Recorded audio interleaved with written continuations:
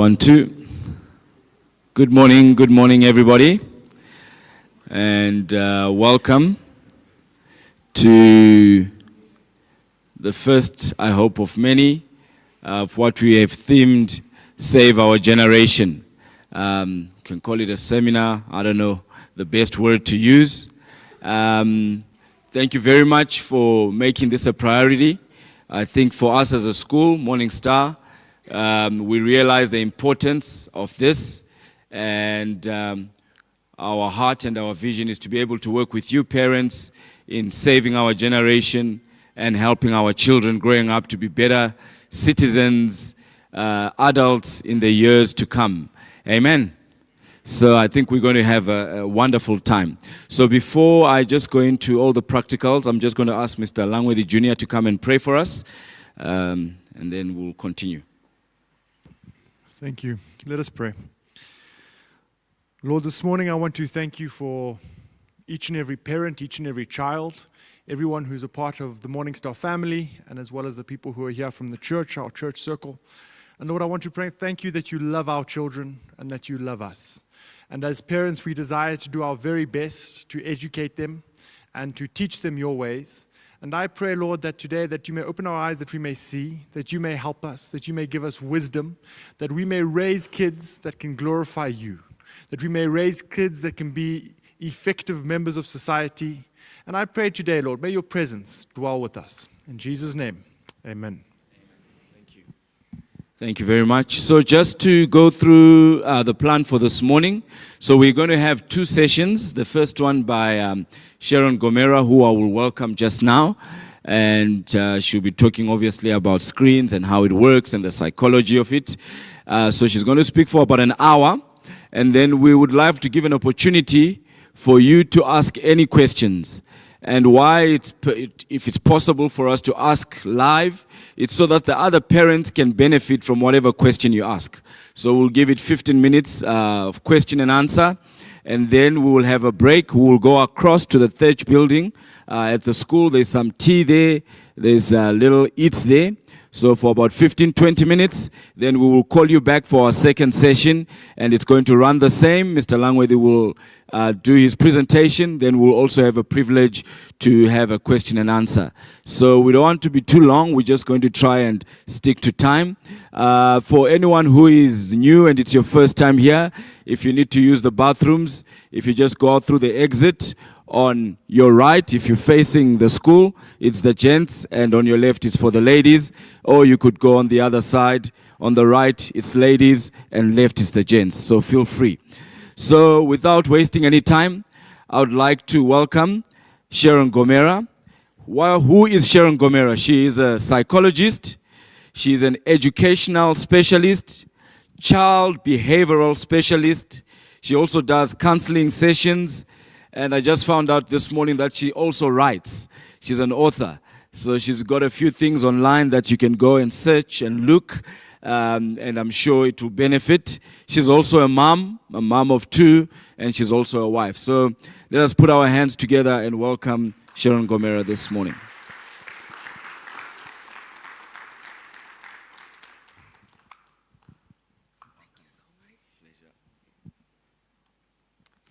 Good morning, everyone. I'm so excited to be here and to be talking to parents who are like me, talking on a subject that we all can't avoid, which is something that we have to learn to live with. Effects of screen time on children. This is something that we have to get used to, something that we cannot chase away, something that we have to learn to manage as parents so that our children can benefit from it. So I'm just going to start with the background of what I'm going to talk about. So I think we have noticed that we cannot live without electrical gadgets. I can't live without this thing. I can't live without my laptop. Because in everything that I do, I need to do business on this. I need to do business on this. And COVID, when it came, our children had to be taught to use Google Classroom. And at first, we were all resistant, and then we realized COVID wasn't going away. But our children had to learn. So we had to teach them how to log on to computers. We have to teach them how to navigate on the internet and expose them to a lot of things that could happen to them. But we had no choice because they also had to what? To learn. So now we have to embrace that electronic gadgets are here and we are going to live with them. So we use them for learning, for communication, and for information. Anything that we need now, we just have to go online. But now, research has indicated to us that these have serious negative effects on children and their health. And it should be a public health concern for everyone. Now what we need to understand that almost all children in urban areas in Zimbabwe have an access to a TV. Do we agree? Even in rural areas, because of the solar that has come. So they've got an access to a TV, they've got an access to a cell phone, they've got an access to a tablet. And now children spend more time on screen than socializing with humans. Is that true? So we have replaced humans with gadgets. Our children are interacting with gadgets more than they interact with us. So according to research, more than half children have their own personal tablets before entering preschool. Parents. Most of our children have got a tablet, they've got a cell phone before they start preschool. And 1 in 4 children have got their own smartphone by the age of 8. And some of them have got better cell phones than mine. I have seen children walking around with a $3,000 cell phone. And this is like a toddler. And that's the reality that we have. So they are basically carrying a valve of a car in their hand. And this same person can't handle their own cup for milk. And we're entrusting them with a gadget that costs $3,000. So it's not how long we are using these screens that really matters. It's how we are using them and what happens to our brains and what is happening to the brains of our own children. This is what we are going to discuss. So we need to understand, what is screen time?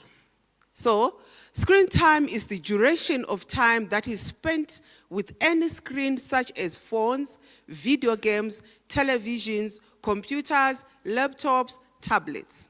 So we are not only focusing on phones, but we are also focusing on the TVs, which are raising our children at home when they are at work. Because the helper is busy cleaning the house. And when you come back, you want to find your house clean, isn't it? And she can't play with the child and also clean your house. So what is she going to do? Take your child, place them by the screen. And then she goes and cleans the house. When you come, the house is clean, the child is clean, but they are seated by the TV, and you assume all is well. Now what we need to do is to understand what the children view or what do they do on the screen, especially the ones we have that are connected to the internet and we are at work. Children play games. This is, I think, 80% of what they do, especially the 3-year-olds or the younger ones. They spend most of their time playing games. They watch cartoons, the Dora, the SpongeBob, and I don't know what's new. We used to have Pinky Panther, so I don't know what they watch now. I guess I've just exposed my years, my age. They go on social media. Our children are going on social media. They do educational material, yes. Pornography. Our bundles of joy, they are doing pornography. I know we don't want to admit, we don't want to know about it, we hope it's not happening. But our bundles of joy are watching pornography, cyberbullying, not only from adults, if our own children, we have cases where we are called to different schools, where there's been cyberbullying of another child from another learner. So our children are also doing cyberbullying to others. Music, they get to download Spotify and all those apps. It's interesting when you take teenagers' phones. I think one day just take your child's phone and check the history and what they search on. You'll be amazed. These are some of the things that I get to meet. How to commit suicide. How to make my parents buy me a new toy. How to date a handsome guy. Why am I ugly? So you see, they search different things from what we do. You search how to bake a cake. How to fix my carburetor. Why is my car not starting? And they search things like, how do I get money from my parents? Why was I born to poor parents? These are the things that teenagers look for. And the other one that is very interesting that I have seen recently is catfishing. I don't know if we know about it. This is when someone is using a fake identity to trick another person. So this person, they acquire a fake identity and they put in a handsome guy there. And this is only maybe like a 12-year-old. And they go on dating online and they'll start dating maybe a 45-year-old. And you are thinking you're talking to, an accountant, he's in Harare, he's like this, he's like that. It's just a teenager in your neighborhood. And this is also happening to our children, where other people, they do the same thing, adults. They catfish our children. And then they come up with this, a sports person, they know what teenagers like. I play basketball, I'm in Zim team, I do this, I do that, and our children fall for it. And then the next thing the person says, please can you send me your pics? I want to see your face. Wow, you've got a beautiful face, you've got beautiful body. Can you just send me a clip? The next thing they want something. And then after a while, they start using those things to cyberbully your child. Or they will tell them, send me money. If you don't send me money, I'm going to expose this to the school. Or you are worthless, commit suicide, kill yourself. If you don't, this will happen to you. What's interesting, I always say, parents always catch up with times, watch what's happening. If you go on Netflix now, I don't know if there's anyone who has seen it. There's a documentary which is running, she has seen it, which is running on high school catfishing. I will not spoil the ending for you, so I won't go into detail. But go and watch it. So, what does research say on the time that is spent by our children on screen? So the Center for Disease Control and Prevention reports that 8 to 10-year-olds spend 6 hours on screen. Why is this? When I see parents with toddlers in a supermarket, your child is where? On the phone.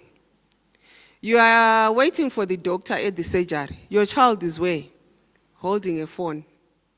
When they come for psychological assessment, even during the assessment, in front of a psychologist, once the child starts playing around, I'm like, no, let them play, because that's part of assessment. I get to observe them. They're like, no, let me give him a phone. That will calm me down. And the child is on the phone. Even in church, because we don't want our children to make noise and disturb, we give them phones so that they keep quiet. So our children, 8 to 10, and I believe below 8 years, they spend more time because they are on TV watching cartoons. When they get bored, they've got a tablet that you bought for them, and then they go and play games. And then now, when you come back from work because you're tired, you don't want to interact with them, you put them back on the TV. So if you add all those hours, the ones below 8 years, I think they can go up to 10 to 12 hours a day on the screen. 11 to 14-year-old, they spend an average of 9 hours. And it made me question, how many hours do our children spend learning in school? 6. So basically they are getting 6 hours of learning and 9 hours on the screen. So it means before they come to school, when they are in the car, they are on the tablets and you are busy driving. They leave the tablet in the car because it's not allowed in school. When you pick them up, they continue. When they get home, when they're eating, they are on the tablet. And they sleep late because you don't even take away the tablets from them. And they have a television in their bedrooms. We'll talk about that one. And once they get bored with their phone, then they go on the TV. So they're spending more time on the screen than learning. So the question that comes is, who's raising our children? So 15 to 18-year-olds, they spend 7.5 hours. So as they mature, it's more like they spend lesser when they can make their own decisions. But when they're at a stage when they can't make decisions, and we are making decisions for them, they are spending more time on the screen. So these figures do not include the time they spend on screen for schoolwork. So if you add these together, it means they are spending half a day on the screen than interacting with you. Now, we said it's not only about looking at the screen, but we are saying when the child is seated and looking at the screen, there are things that are going into this child's mind. There are things that they are taking in, things that will be hard for them to unlearn. In psychology, we've got something that is quite interesting that we call tabula rasa. So behaviorists believe children are born a blank slate. Do we believe that? If you want to test that, take a child who's born in Zimbabwe to maybe a black person, and then they're adopted and they go to China. They go there, they come back when they're 30. Do you think they will speak your language? Will they have your culture? Will they know anything about Zimbabwe? They won't even know what sadza is. But you gave birth to that child. Will they connect with you when they see you? Will there be any attachment? No. So, behaviorists are saying children are born an empty slate. And whatever that they experience around them, whatever stimulus that is around them, their experiences, it shapes who they become. So if your child is spending a lot of time on the screen and they are only 4 months, they don't know anything else. They don't know there's a bus outside. They don't even know maybe that there's a tree. All they know is what is around them. And then you start exposing them to SpongeBob. And then the next thing you bring them to a psychologist, no, my daughter speaks like a cartoon. That's what they're exposed to. Why will they speak to a human being when you don't interact with your child? All they know is the cartoon. They speak like Peppa Pig. Because what they know, the environment that is around them, is Peppa Pig swelled. How Peppa Pig speaks. How Papa Peppa Pig and the junior ones speak. So they are only feeding things from the screen. And that's very dangerous. Imagine, because you left them connected to the internet, whatever advert that comes on, that's what your child is feeding in. It makes you wonder, whose values are they following? One day when you talk to them and they talk back to you, and then you're like, what is this? That's cartoon. That's what they were raised on. When they develop aggression, that's what they were raised on. You ask them to eat something, they're like, I don't eat veggies, because they saw it on cartoons.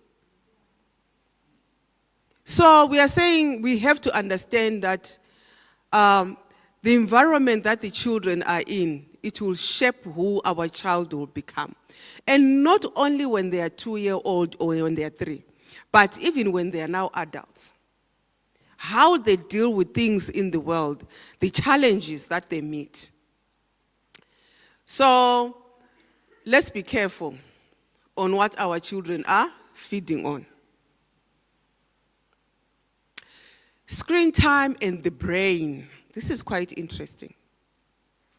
So, excessive screen time stimulates the brain's reward system, causing a flood of dopamine that can lead to media desensitization, cravings, addiction behavior, and making other activities less pleasurable. Have you seen that if you try to take away the tablet, the child will have tantrums? Why? Because everything else is less pleasurable. Nothing can compete to the tablet. It disrupts emotional regulations, reduces focus and motivation. So the brain's rewards pathways become less sensitive, requiring more stimulation to achieve the same dopamine rush, a cycle that contributes to behavioral dependency. The dopamine cycle, screen time. As I'm describing this, can you see this is related to what? To drugs. So what are we grooming our children to become? So dopamine, called the feel-good neurotransmitter, it does play a crucial role in the brain's reward system. So whenever an individual engages in social media, gaming, watching videos, so that behavior gets reinforced and they want to do more of it. So now it's more like, okay, I've played this stage. I don't know the games that they play. Maybe it's a bad game. So they move to one stage to another. So the more they play that game, even adults, I've seen adults who are addicted to these games. The more they play the games, the more they want also to what? To win. So now over time, the more stimulation is required to achieve the same dopamine rush. It's like someone who's taking cocaine. They'll take one line, maybe for a month or two. But after a while, it has no effect to them. They have to take 2, 3, 4 times a day. So that's the same thing with our children. They will play a game, be on the screen. After a while, they want more. That's why if you go on your child's tablet, all of a sudden, they've downloaded so many games. It's because that one game now no longer gives the same satisfaction. After a while, they add another one. After a while, they go for another one. They look, and to you, it's interpreted, wow, he's intelligent. Now he's doing difficult things. Now he can navigate better things. Your child is hooked, if I use that word. So what are we doing? We are grooming our children for addiction. So virtually all games and social media work on what is called variable reward system. Go and check your child's games. Which exactly is what you get when you go to a casino and you pull a lever. And you don't win, and you try again. So you keep doing it and hoping that you are going to win. And even if you win, do the people get satisfaction? No. They blow all the money again and continue. You will think that if they win, they'll be like, oh, wow, I'm happy. Take all the money, let's go home. But they'll go back and blow all the money again. So this is what's happening with our children. We are grooming our children for addiction. So once you start something, they want more. And you can actually see this even when you buy them clothes. You know, as I was growing up, I used to get clothes on Christmas Day. And that was enough. If I buy my son a Nike sneakers now, in December you tell you, Mom, there's something new. Like, but you haven't worn this one. Like, yes, there's something new. I have to go with the times. So whatever you do for them, they are never satisfied. Buy them a toy. Try it even with a 2-year-old. After a week, they don't want that toy. They want something new. Buy them a dress. After a while, they get bored. You say that even with relationship. They have a friend. Oh, wow, my daughter is a friend. After a month, like, Mom, she's boring. Just like that. We had friendship from childhood up to now. But our children easily get bored with friends. They move from one friend to another, and they continue. It's coming from screen time. So also we have to understand that with these games, our children haven't fully developed to have self-control. So they can't control themselves to say, oh, I need to go and cook. They'll play until somebody says stop. If you don't say stop, they'll continue. And we believe that they are well-behaved, they are well-mannered, they don't disturb anyone. They can't control themselves like you do. So that is the cycle that we have, the reward cycle. I don't know if it's clear. So engagement in the screen time, the dopamine is released, they're excited about it, and then the dopamine is released in the nucleus accumbens, which is the part of the brain, and then the rush is reinforced by continually doing it, and then the tendency to seek out screen time, it does increase. And then anxiety occurs when screen time is not available. That's when they throw tantrums. You take away the remote. Who's managing our remotes at home? I saw most men posting when the soccer season was about to start to say, wow, now we are going to be fighting for the remote. Because the owner of the remote in the house is a 2-year-old. Try to change from cartoon to something else after work. They'll fight you. And somehow, as parents, it's like we have lost control. We easily give up. The child says, no, I want to watch this. And then like, okay. You actually miss your soccer match because a child wants to watch a cartoon. And we do that a lot. And we are forced to end up going to sit outside, getting bored, and our rulers, they're inside the house, 11-month-old child who's ruling our lives. Whatever they want, they get. If they don't want us, we can't even watch news. Because if we change to news, she'll start screaming. So we let it be. Our bundles of joy. So I'll move to the effects to language development. So the early years of a childhood are very crucial for acquiring language skills, and children develop various aspects of the language, including vocabulary and phonology. Teachers will agree. You struggle with these things, hey, at ECDA.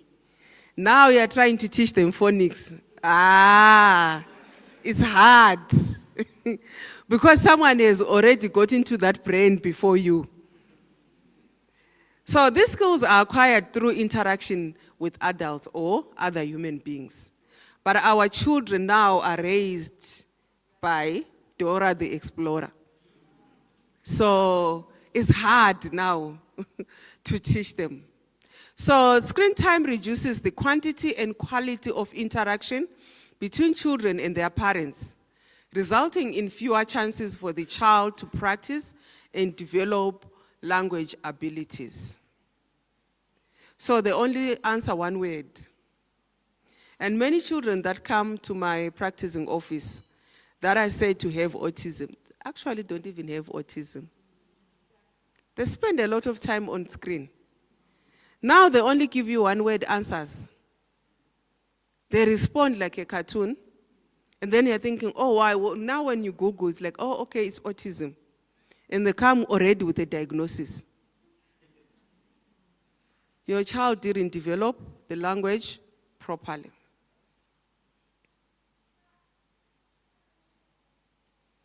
Social emotional development. Can you see? It still goes to autism. So if you take all these things and you tick them, you end up with a child with a diagnosis of autism.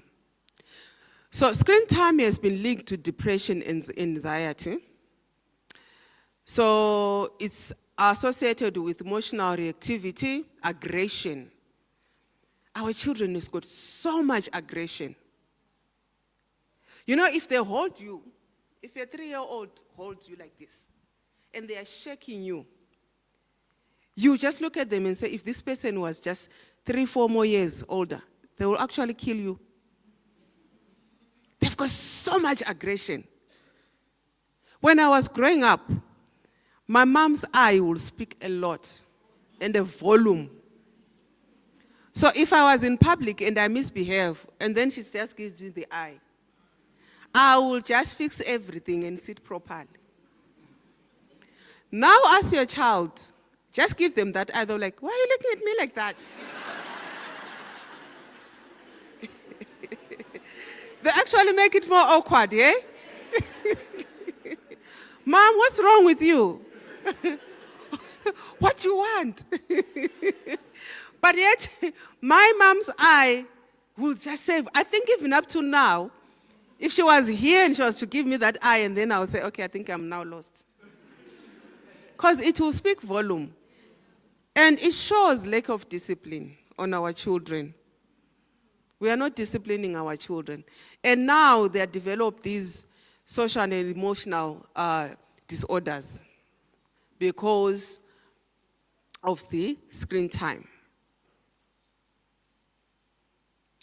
So I've talked already about anxiety.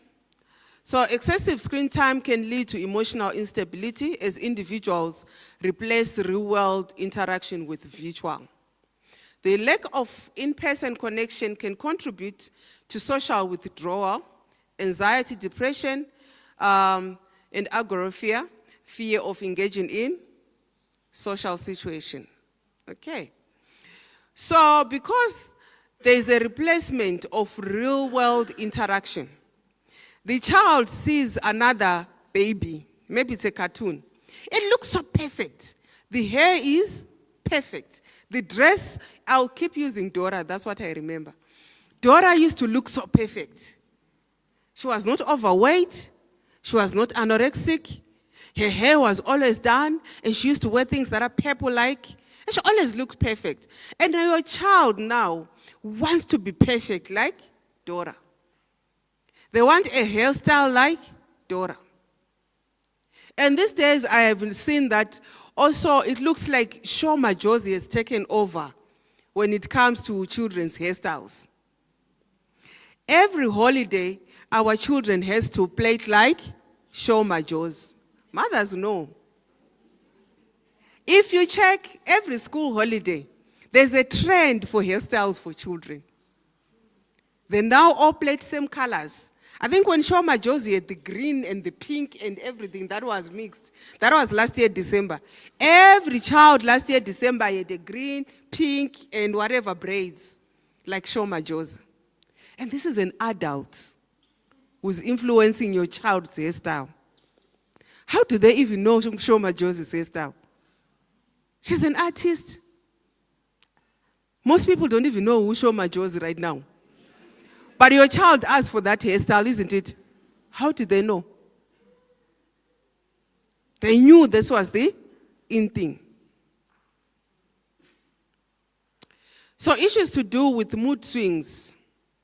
So overstimulation of the brain causes frequent mood swings. Now your child, you give them a sweet, they're like, no, I don't like them. And then the next thing, like, where are my sweets? The next thing, like, I'm bored. What do I do? So they're just changing. Increased impulsivity. So this also is linked with another condition, ADHD. Have you seen how our children just jump up and down on sofas? They just sing. They throw things. If you didn't know, you actually think your child has got ADHD. So, but this is coming from the time they spend on the screen. Low motivation, difficult transitioning away from the screen. Try to take them outside the house. They don't want. I have teenagers. It's hard to get them into the car to say, let's go to the shops. They're like, no, mom. Let's go anywhere. No, mom. You have to force them. Because they're struggling to transition, to get out of the house and do other things. So we'll continue about the impulsivity. If there are teachers here, I think they will agree with me. I think the main challenge that we are dealing with in classroom, that children are struggling with, is attention. They have so much low concentration and inattention. Teach them one subject, you move to maths, you have lost them. All of them. They have zoned out. They are tired. Their mind is exhausted. Because already it's coming to school already exhausted. They don't sleep. They're coming to school tired. So they're trying now to compensate that time that they were supposed to be sleeping at home in class. And they zone out. You have to snap to say, hey, Timmy, focus. Because Timmy will just zone out. So it's like they're in just a blank space where they don't think, they're in the dark. And they do that even during exams. So much that Cambridge now recognizes it. We actually make an application to Cambridge for someone to come and say, hey, Tini, continue writing exams.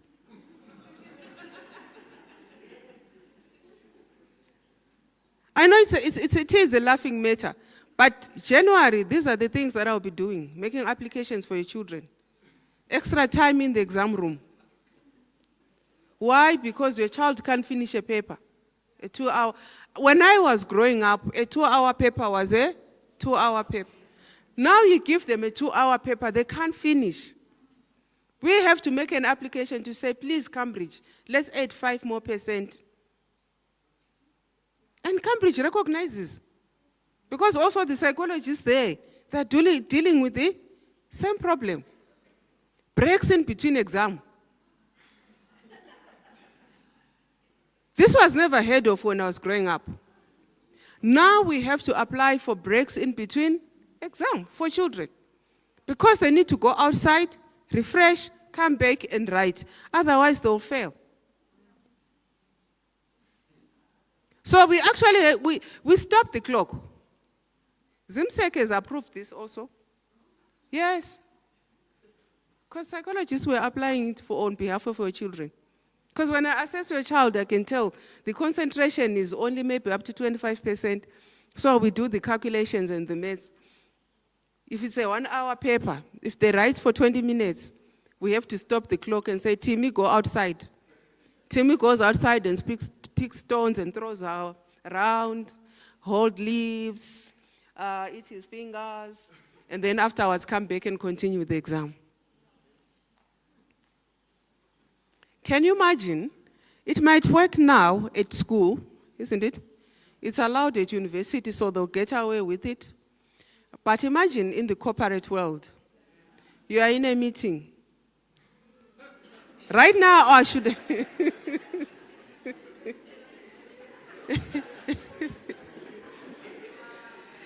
Can you imagine right now, I should have asked for a timeout. May I go outside for a timeout? And then you guys, you wait for me, and then I'll come back. And then I'll continue for 30 minutes. I ask another timeout, and then I go outside. If you're in a business meeting, you will lose that business. But we are doing that for our children. I'm not saying please don't apply. When people now want to bring their children, like, that woman. Yes, I still do apply on behalf of your children. Why? Because already most of them, we have damaged them. What can we do? So they have reduced ability to focus on complex problems. Give them hard maths. They're like, no, ma'am, this is too much. I remember growing up, I would get homework with 20 questions of maths. Now they reduce it to 5. Because they'll only do 5 and come back with that and say, no, I couldn't finish.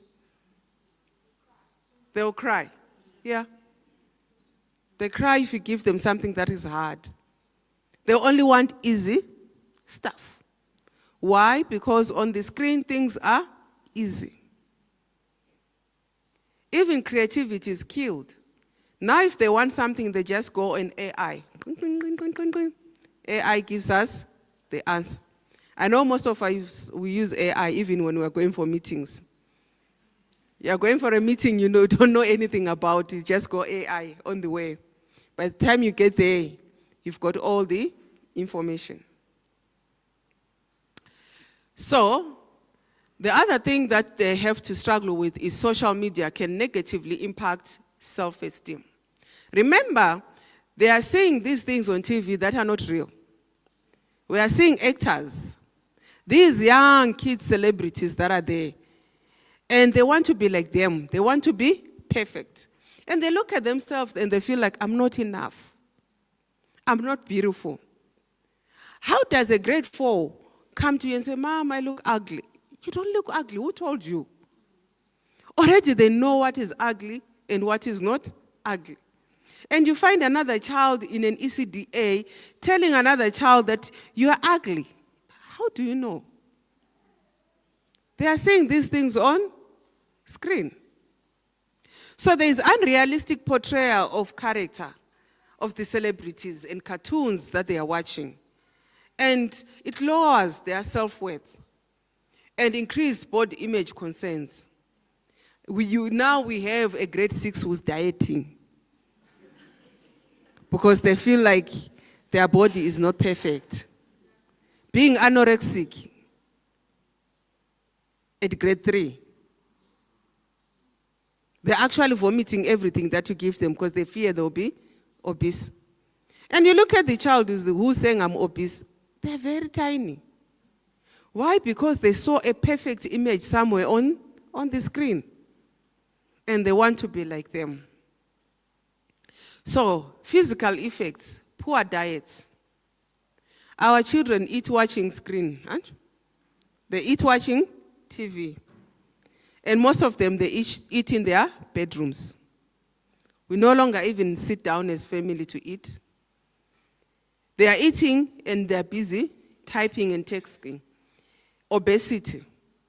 Because they'll just keep eating. There's no control. The whole day they'll just eat and eat and eat and eat whilst they are on the screen. Have you noted how many children are wearing glasses now at younger age? Why are they wearing glasses at younger age? Because of the screen. It's damaging our kids' eyes. So imagine, because with mine every 2 years, I have to go and they upgrade. So the more they upgrade, I assume my eyes are dying slowly. Because every 2 years they say they expire. So every 2 years someone calculated that your eyes are getting worse and worse and worse and worse. And the child starts wearing glasses at ECDA. By the time we get to 40, I don't know what they will be wearing. Because it has to be those thick lenses.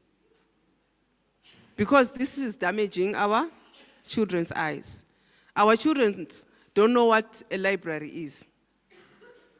When I go to ASCO to the library, I see fewer and fewer and fewer children coming there.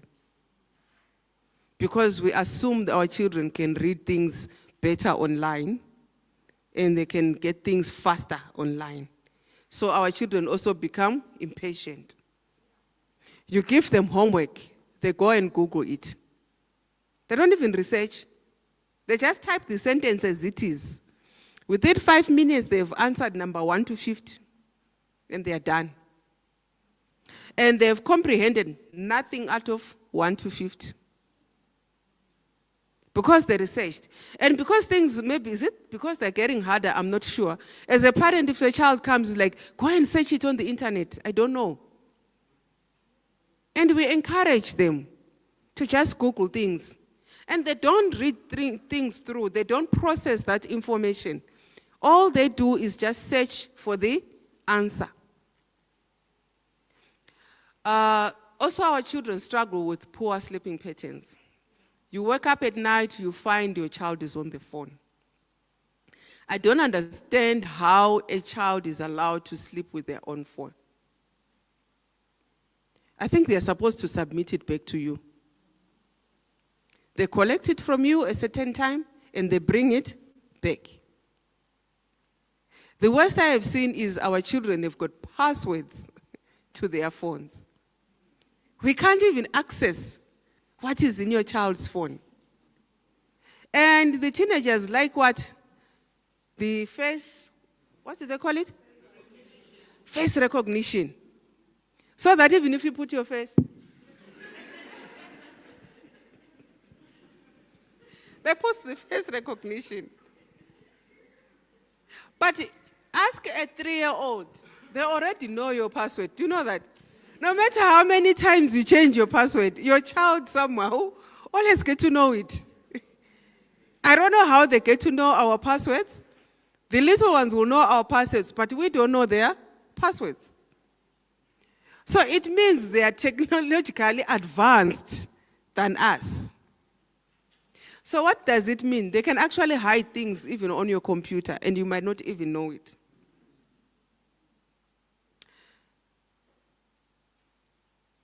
Okay, issues to do with behavioral. So we talked about attention and hyperactivity.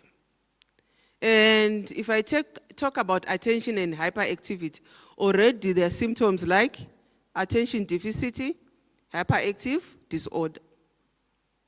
So many of the children that are diagnosed with ADHD out there, they don't even have ADHD. It's because of how they were raised. And now we have labeled all these children with certain conditions, which is not wrong because they are also projecting those symptoms. Am I saying screen time causes ADHD? No. But it is linked because they'll produce those same symptoms. Isolation. I remember growing up, my mom, when we had visitors, she would say, "Oh, have you seen Sharon? Sharon, come and see your aunt. She now can dance. She'll dance for you." Imagine, she'll make me entertain our visitors. And I know some of you used to go through the same thing, where you will dance for the visitors to show that now you have new dance moves and everything. Now our children, when we have visitors, what do? They go to their bedrooms and they don't come out. A relative can come and go without seeing your children because they don't want to associate with anyone. They don't want to interact with anyone. They don't even know your siblings. All they know is their tablets. So also it comes in with depression, aggression. Lack of sleep, we have already talked about it, and it does interrupt with the REM, a stage of sleep associated with dreaming and memory consolidation. So this, if they don't get this type of sleep, now when they are in the classroom, they can't now process information. That's when now when they are learning, they can't comprehend anything. They can't grasp anything because our children are not getting enough sleep. So cognitive abilities and school performance. Research shows that early screen media exposure has a negative impact on cognitive abilities. With each 1 hour increase in TV exposure at 2 years of age corresponds to 7% unit decrease in participation in class and 6% unit decrease in maths proficiency in the 4th grade. And now we don't understand why our children are struggling in school. So it is associated with lower academic performance, lower concentration in class, being bored with school activities. And these days they are very vocal. They will tell you, "I don't like school. I don't like maths. Why didn't you write this?" "No, I will wait for English because I don't like science." Reduced reading time on physical books. They don't read physical books, our children. They just go and search online. So children, they score lower when they spend most of their time on the screen. So I'm going to move to the role of parents. What role are we playing in encouraging screen time? Who is buying the TV? Because our children can't go to the shop to buy TVs. Our children don't have capacity to buy tablets. We are the ones who's buying the TV. Who's putting TV in a child's bedroom? And it is connected to the internet. It's a smart TV, eh? A big one. So they can actually go to YouTube when you're sleeping. And you don't even know about it. And parents use screen time as reward or punishment. You do this, you won't watch TV today. You have been naughty. While you do this, I'm going to allow you to watch TV until 9 o'clock. So we are rewarding our children with screen time. It's like saying, if you pass this term, I'll buy you some drugs. I'll allow you to drink alcohol, just 1 bottle. Next time you can have 2 if you score higher. So that's the same thing that we are doing on our children. The other thing that we will not admit, but most parents do, parents use screen time to avoid responsibility, to spend time with our children. We are too busy for our own children. Why are we giving birth to so many children that we can't take care of?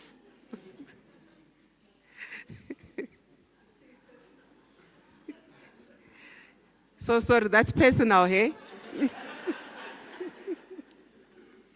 You have 5 children.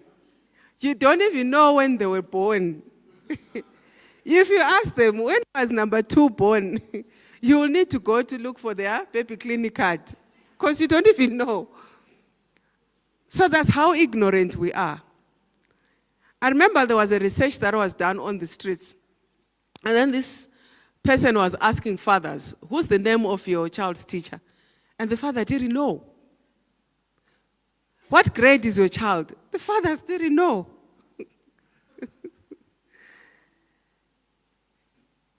So it becomes quite interesting.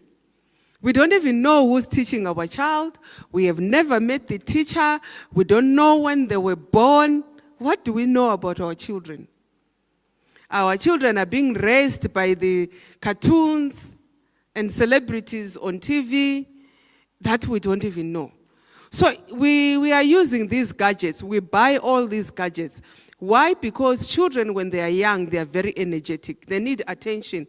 They need to be involved in whatever activity that they are doing. And they will need you to be part of it. And somehow it looks like we don't have the energy, we don't have the motivation, we don't have the time.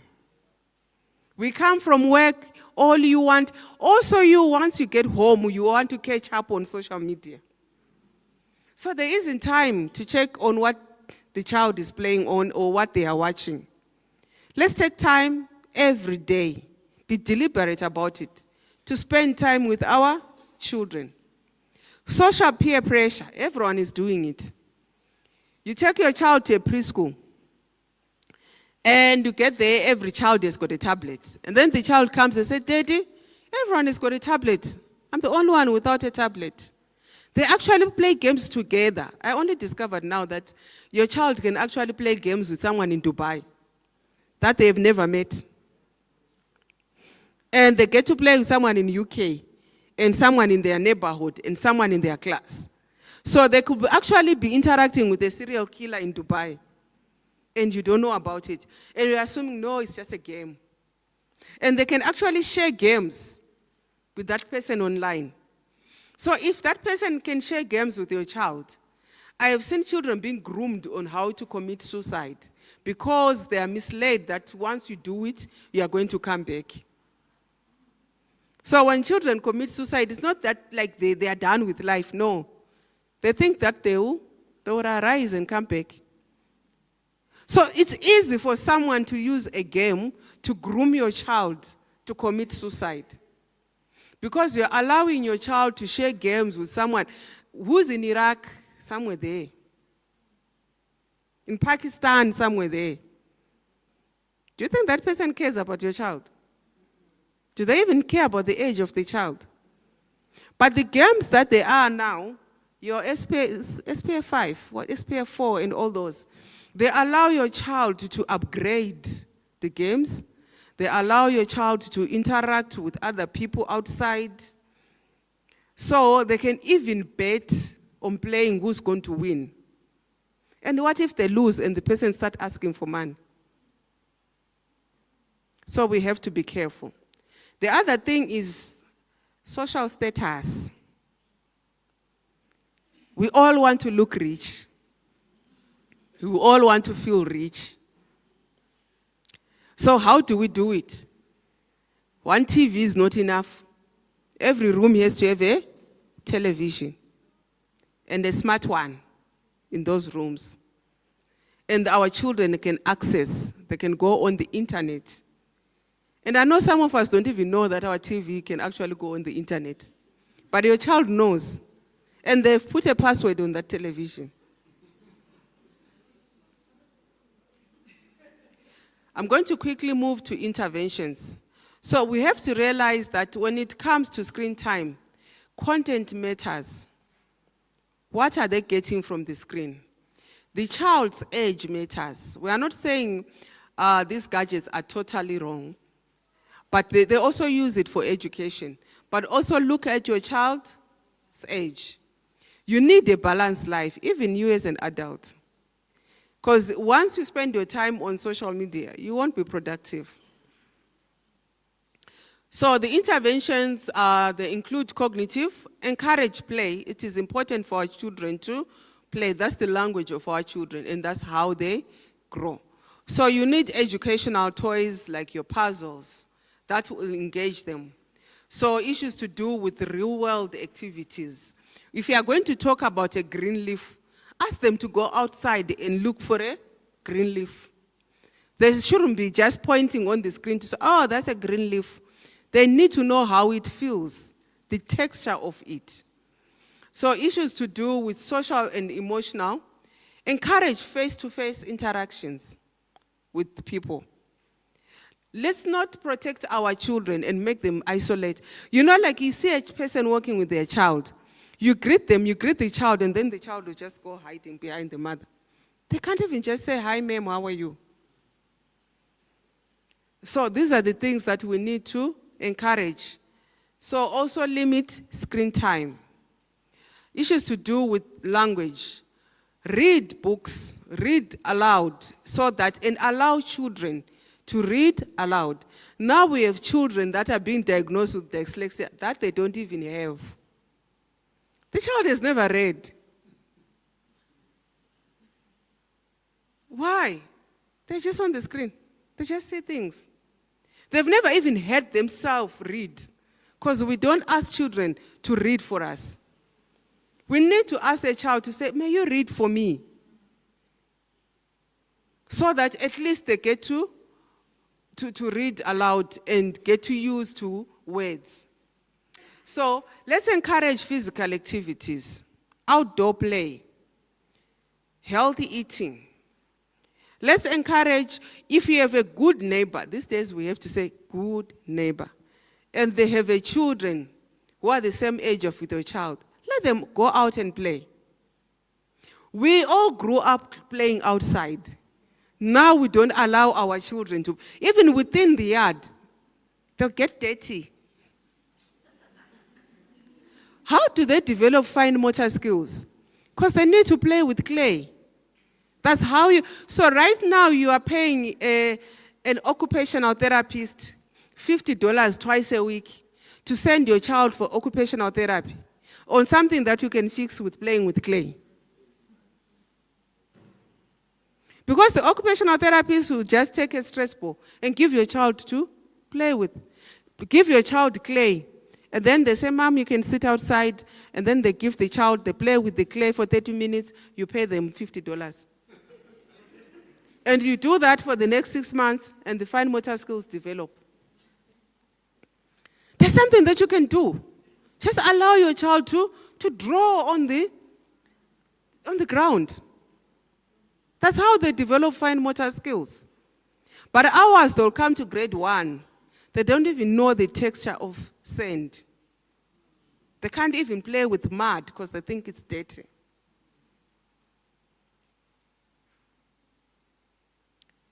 So I have already talked about issues to playing with blocks. They need to feel whatever gadgets that they are playing with. And it also, things like puzzles, that will help with your cognitive development of the child. We have to engage our children in dialogue. Many of us don't even talk to our children. You just say, hi, how was school? Fine. And that's it for the day. The child will eat and go and sleep. You don't even check who they were talking to. Who were they interacting? Who's their friend? Because you can get to pick things like bullying and all those things when you converse with your child. Family socialization, this has died in our generation. Dad comes in at 10, mom comes in at 8, children have already eaten at 7, and the helper finishes work at 6. So basically the child is alone. By the time you get home, the child is asleep. So we are saying that during socialization, this is when your child develops your values. So our children have no values. Our children have no empathy. They don't understand what another person is going through. Our children are not cultured. They have no roots, whether be it Christianity or traditional, but they have no roots in that. Because children learn through socialization. Ours don't socialize with us. If you ask a child, what do you want? They'll tell you about a car that is in States that has never been in Africa. You ask them about a toy that they want, they'll tell you about something that was released yesterday overseas. That will take about 3 years to be in Zimbabwe. Because that's what they are in touch with. They're not in touch. You ask them to go. I've seen parents struggle. Try taking your child to Bradford. Ask them to say, please, can you go to Pick and Pay and get me milk, bread, and some veggies, and see. And sit in the car. Even the ones in secondary, they can't. Why we do things for them? Some of us used to go 10 kilometers to buy bread and come back. If you grew up in the rural areas like me, they will send you 5 kilometers away with money, and you have to come back with enough change. Our children are not taught that. They don't know the value. They know the prices. If we ask them, how much are the sneakers? Oh, at Nike they are going for 4,000. Mom, it's nothing. Because there's another one that is going for so much. They know the price of everything, but know nothing about the value of everything. They know the sneaker is 4,000.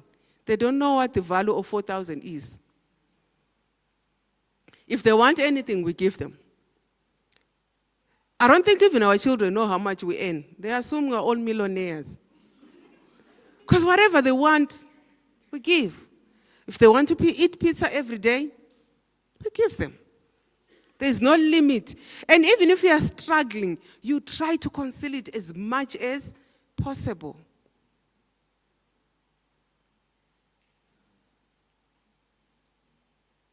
We need to encourage outdoor play and exploration. I know our parks are dead. We don't have parks anymore in Bulawayo. But we can try to take them out. Let them go and play with other children. Let them go and explore. Whether you take them to a farm, let them play with the cows, with the goats. Give them no age-appropriate task to feed your dog at home. Just say every Saturday, it's your responsibility just to feed the dog, so that they just have an appreciation of that. It will not kill them. It's just once a day, a week. I've already spoken about how to improve the fine motor skills. Can you see that child? That's the picture of most of our children. When we walk inside the house every day, they're always like that. And if you ask, they'll be like, what? I'm bored. School holidays are the worst because they're bored every minute. They'll go and open the fridge, bang it. And then they go and watch TV. And then after 10 minutes, go again and open the fridge, bang it. And go back and watch TV. What has happened within 10 minutes? Who has loaded new food in the fridge? But haven't you seen that? School holiday, they'll open your fridge 20 times a day. No one has gone anywhere to buy food or what. And if you ask, they'll be like, Mom, I'm bored. I'm bored. So remember, boredom is healthy. Take away the gadgets, take away the phones, let them be bored. Why? So that it fosters creativity. Let them go and draw something. Let them go and cut the hedge, even if they do it wrong. Just let them. If they say I'm bored, just say, okay, you'll be bored until you're okay. Go outside and find something to do. Are you bored? Go and do gardening. So don't fall to this thing of I'm bored. So now the intervention that I want us to look at, I hope is clear.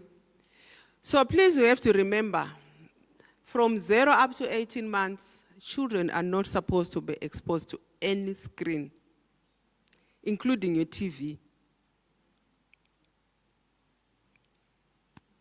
So from 2 years, it has to be less than an hour. And we encourage educational programs. Some of the educational programs that we have on TV are not so educational anymore. So it means that you also have to watch that cartoon to get an understanding of what's happening. This is when one day they wake up and I'm like, no, I no longer want to be a girl, I want to be a boy. At 3. How did you know? I saw it on TV. I can change. So we need to watch the cartoons that our children are watching. So we have to be involved. So from 2 to 5 years, 0 to 3 hours, but we still encourage 1 hour. Teens, 2 to 4 hours, but we still encourage 2 hours. Adults, I know after this you are going to sit to watch a series that has got 20 episodes. That will only finish tomorrow. Once you start, you can't finish, you can't stop, isn't it? Especially with this series. Once you start watching one episode, it keeps on. I used to watch Good Doctor until I said, wow, why is it? It doesn't finish. I just said, no, I can't watch something that doesn't finish. I was so excited when I saw it because it really focused on autism. So I really wanted to see this doctor with autism. How does he function? And then I realized the thing goes on and on. And this has been there now for 3 years or so. And then I said, bye-bye. So even as adults, we need to have control. So I'll try to rush. On other interventions, let's be aware of digital distractions at home. Especially when you're talking to your children. And they are responding to you like this. Mommy, yes, what did you say? And they're texting somebody else. That is so wrong. So we need to set screen time limits. I'll go back when I was growing up. My mother used to say, I'll say this in Ndebele. Hey, TV, I'm sitting, like, my TV is tired. Switch it off. Did we all used to have that from our parents? I think we're raised by same parents. My mom would just walk in and say, my TV needs to rest now. It has been on for too long. And so she would just switch it off for no reason. Like her TV used to get tired maybe after every hour. I think they had a better understanding of screen time than us. Now we wake up, this TV is on. We go to bed, the TV is on. It's never resting. Let that TV rest. So let's teach our children emotional regulations. When they're going through something, they can journal it. They shouldn't just go and sit and watch TV. Taking deep breathing, exercising, being able to express themselves. Our children no longer communicate with us, if you have noted. Your child can be bullied and they will not say anything to you. But also it's because we are not involved. They can't trust us. They don't know who we are. So have regular sit-downs and screen-free meals with your children. Don't allow any cell phone on that dinner table. We all switch off our cell phone, including the dad.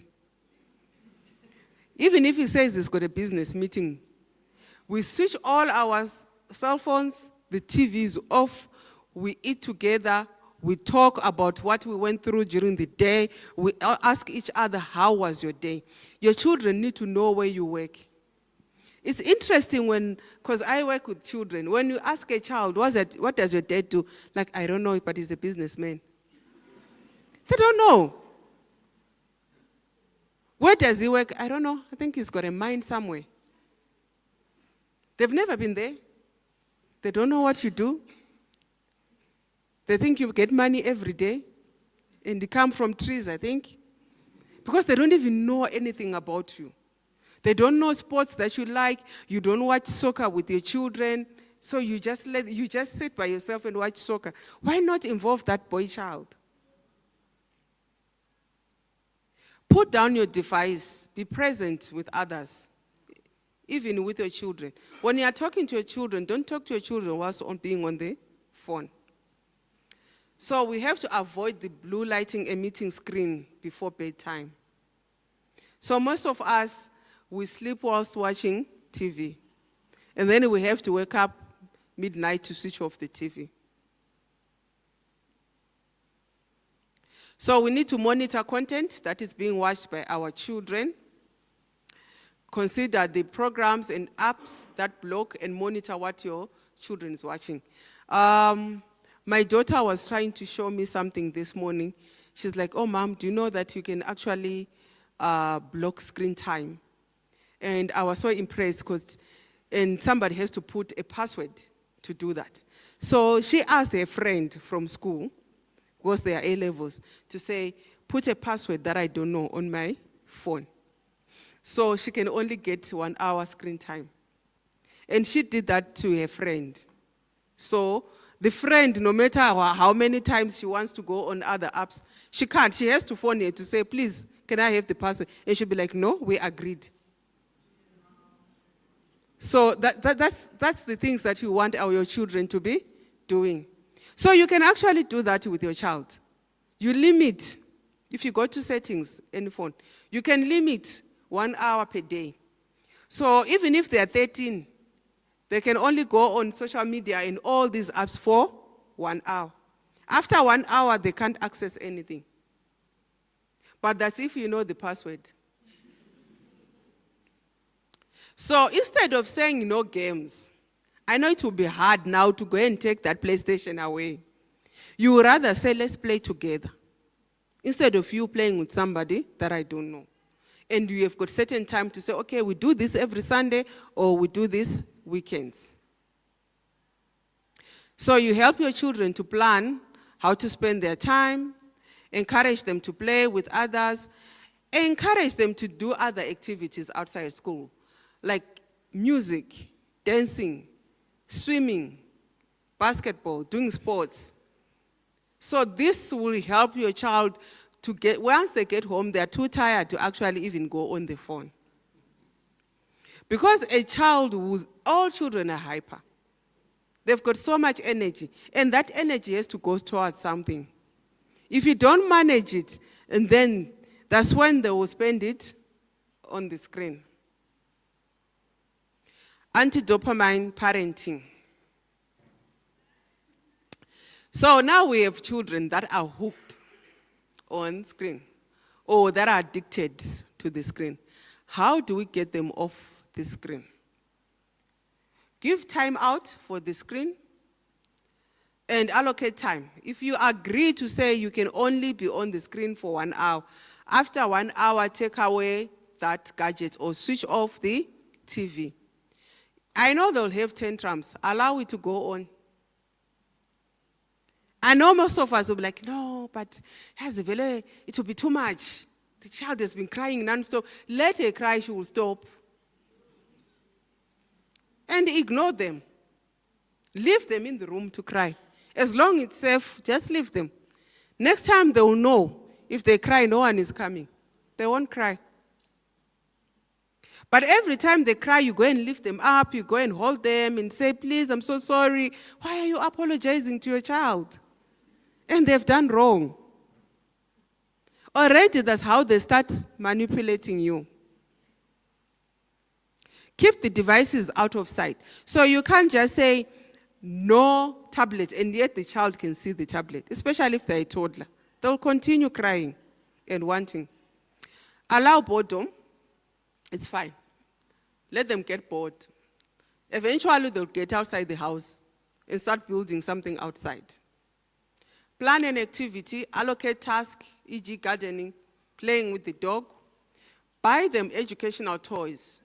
Buy them puzzles. Give them time to say, you need to finish this puzzle maybe within a month. And once they do that, you bring something that is more harder. So this will stimulate your child's brain.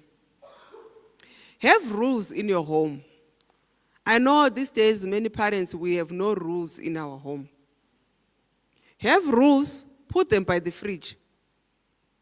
I know they love opening the fridge so much. So every time they go there, they should see these rules.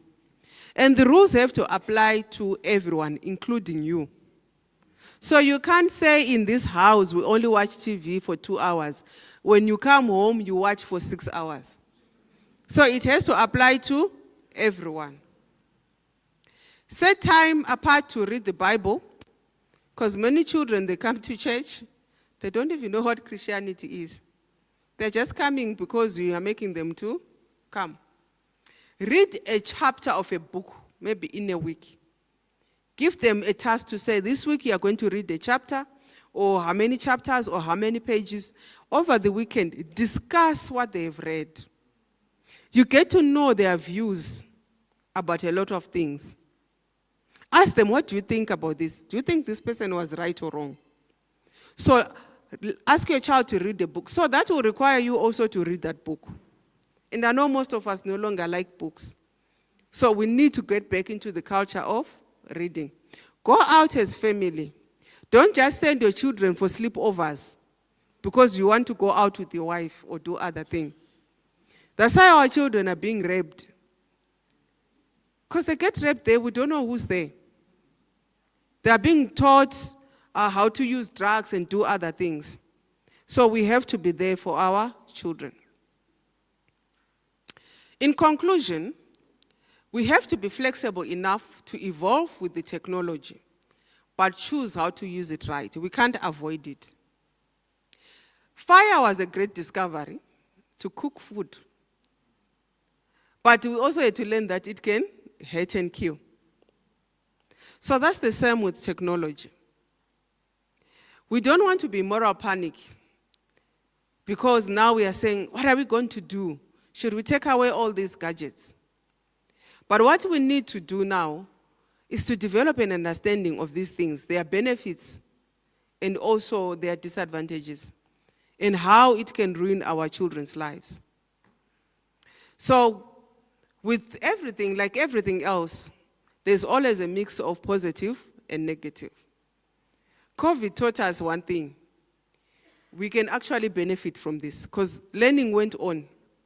It didn't stop because of gadgets.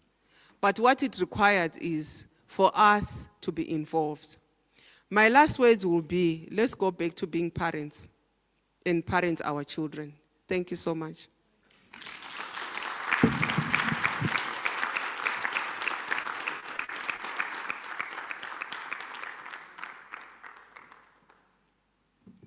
Let's give her a round of applause again.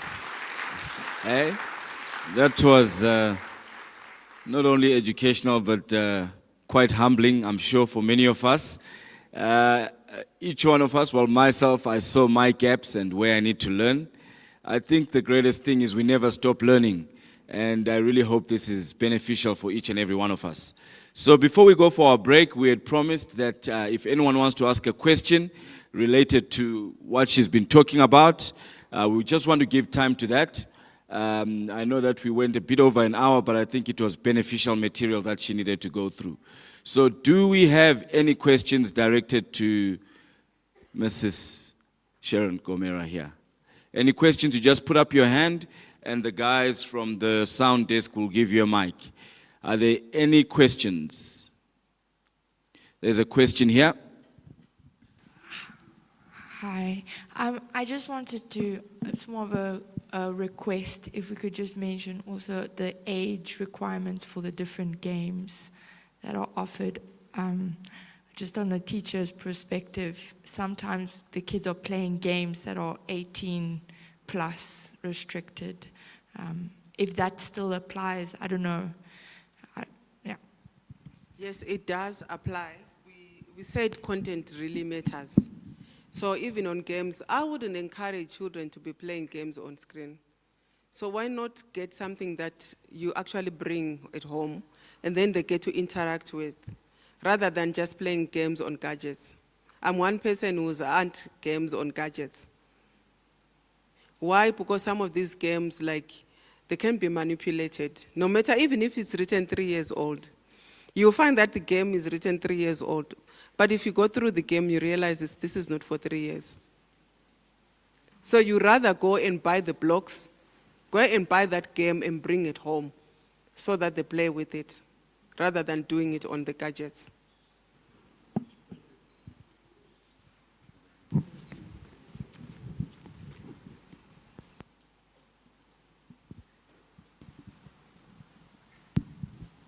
Thank you. I wanted to ask, you mentioned that at some point a child is damaged. At what point do you conclude that this child is damaged, and is the damage irreparable, or the interventions that you shared can actually reverse the damage that has been done? Thank you. Most of the things can be fixed. The children can unlearn them.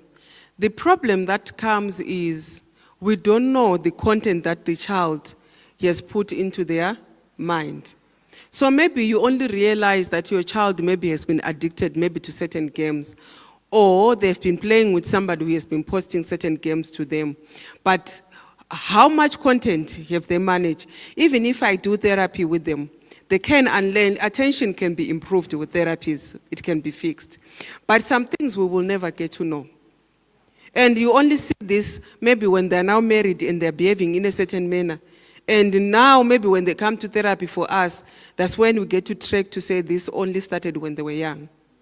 But most of the things we will never know as parents.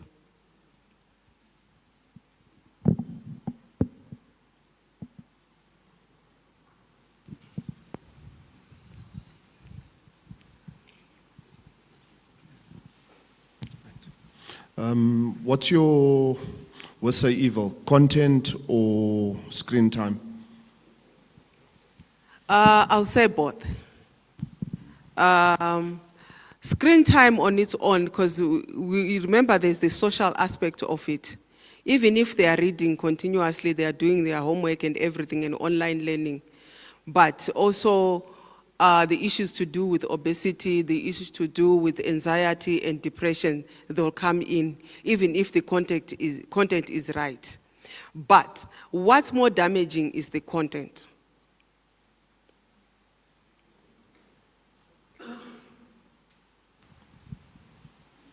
So in situations whereby the kids are encouraged to actually go on and do research, then that encourages more screen time, probably with appropriate content, but it keeps them away from your social aspect, because the outside or the rest of the world is saying, go and research, go and study. Yes, we can't run away from technology. Even when I was preparing this, I also had to go and research some things and check some facts online.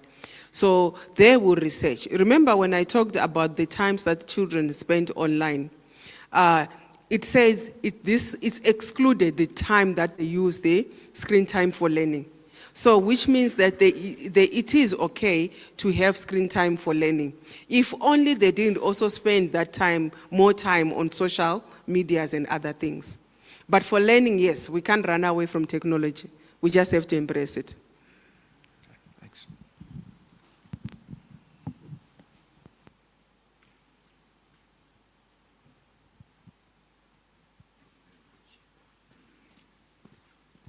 Thank you very much. So we're going to go for our break just across in the Thirst building. Would really like to ask you not to go away as we're going to have our second and last session, which will be on parenting. And I'm sure we're going to get more tips, and I'm sure there's many more questions. Ms. Gomera is still here as well. If you want to talk to her, ask her a few questions, she's available for that. Otherwise, thank you very much and see you in about 15 minutes. We'll call you back. Thank you.